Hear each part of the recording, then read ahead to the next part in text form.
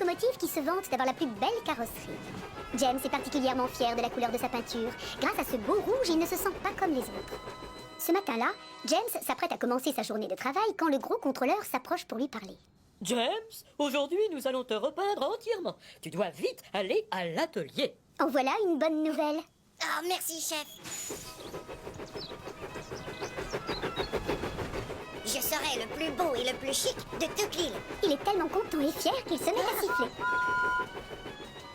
James fait son entrée dans l'atelier.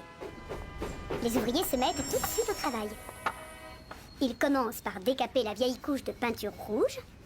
Et ensuite, il le recouvre entièrement avec un produit un peu spécial. Cette peinture rose doit se mettre sous la couche de rouge. Ça empêche la carrosserie de rouiller quand il pleut. Très vite, James est recouvert de peinture rose. Il en a partout, même sur sa cheminée. Le gros contrôleur vient vérifier que tout se passe bien. On organise une grande fête pour l'anniversaire de ma petite fille. Émilie devait aller la chercher à la gare de la Pierre de Lune, mais elle est tombée en panne. Les autres sont tous très occupés. C'est toi qui iras chercher les enfants et qui les emmèneras à la fête. Mais chef, je ne suis pas prêt. Mais si, tu peux très bien rouler comme ça. Allez, dépêche-toi. La fête commence à 16h. Ne sois pas en retard. Sur ce, le gros contrôleur quitte l'atelier. De son côté, James est terriblement vexé. Oh non, le rose c'est une couleur pour les filles. Je n'ai pas envie que quelqu'un me voie avec du rose.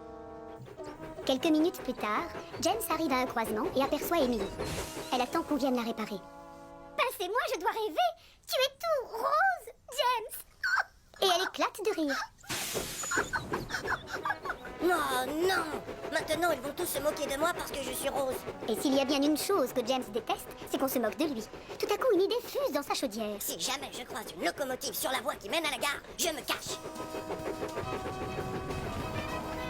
Inquiet, James continue son chemin et traverse la campagne. Soudain, il voit Toby qui vient vers lui sur l'autre voie. Oh, pas question qu'il me voie avec tout ce rose. Il va se moquer de moi. Je ferais mieux de me cacher là-dessous. James se précipite sous les branches du saule pleureur. Toby passe tout à côté de lui sans se douter de rien.